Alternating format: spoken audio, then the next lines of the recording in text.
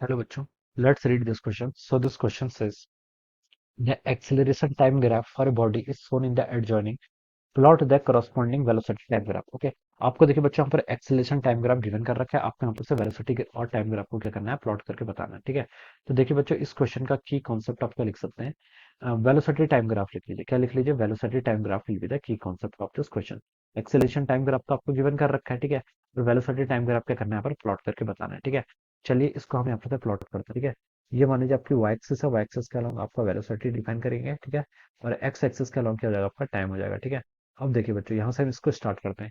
देखिए क्वेश्चन में देखिए आपको एक्सेलेरेशन देखिए आपका जीरो से, देखिए टाइम जब जीरो था तो एक्सेलेरेशन आपका कांस्टेंट एक्ट कर रहा है। ठीक है, क्वेश्चन में देखिए एक्सेलेरेशन टाइम ग्राफ है, body shown in the figure, plot the corresponding velocity time graph. ठीक है, हम मान लेते हैं इसकी इनिशियल वेलोसिटी कितनी थी, जीरो थी। ठीक है, तो इनिशियल वेलोसिटी जीरो, तो यहाँ पर से ग्राफ आपका क्या होगा, स्टार्ट होगा। ठीक है, अगर इनिशियल वेलोसिटी जीरो नहीं की तो ग्राफ का नेचर तो सेम होगा, बट थोड़ा सा शिफ्ट हो जाएगा। ठीक है, तो देखिए एक्सेलरेशन क्या आपका कांस्टेंट है, जो देखिए जीरो जब टाइम था तो एक्सेलरेशन देखिए आपका क्या कर रहा है, यहाँ पर से देखिए अगर हम यहाँ पर इस एक्सेलरेशन वाले टाइम का ग्राफ भी हम यहाँ पर प्लॉट कर लेते हैं। ठीक है, ये आपका टाइम एक्सिस है, this is our acceleration axis. ठीक है, अगर देखें हम इस ग्राफ में देखें तो एक्सेलरेशन आपका इस तरीके से है, दिस इज द एक्सेलरेशन। ठीक है, ये आपका यहाँ पर से इस तरीके से आपका एक्सेलरेशन दे रखा है। ठीक है, एक्सेलरेशन देखिए क्या था आपका, यहाँ से लेकर यहाँ तक। ठीक है, इसको मैं ए बोल देता हूँ, इसको मैं क्या बोलता हूँ, बी। ठीक है, ए से लेकर बी तक देखिए आपका इतने टाइम पे आपका एक्सेलरेशन क्या कांस्टेंट है। एक्सेलरेशन कांस्टेंट है तो वेलोसिटी क्या करेगी, आपकी इंक्रीज करेगी। ठीक है, एक्सेलरेशन कांस्टेंट है तो हम बता सकते हैं वेलोसिटी आपकी इंक्रीज करेगी। ठीक है, एक्सेलरेशन क्या होता है आपका, डीवी बाई डी टी। तो मान लीजिए ये आपका हो जाएगा ए से लेकर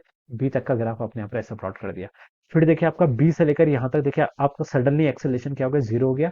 और बी से लेकर सी तक, ठीक है, ये पॉइंट को मान लीजिए आपका ये बी है, ये सी है। बी से लेकर सी तक आपका एक्सेलरेशन क्या रहेगा, जीरो। एक्सेलरेशन जीरो रहेगा, इसका मतलब क्या, चेंज इन वेलोसिटी जीरो होगा।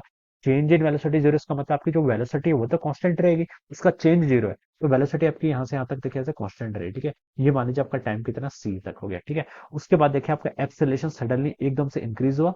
ओके, इंस्टेंटेनियसली इंक्रीज हो रहा है। और फिर आपका देखिए एक्सेलरेशन क्या होगा, कुछ पॉजिटिव वैल्यू आ गई। ठीक है, तो ये पॉइंट आपका सी हो जाएगा, और सी से लेकर डी तक आपका एक्सेलरेशन क्या कांस्टेंट है।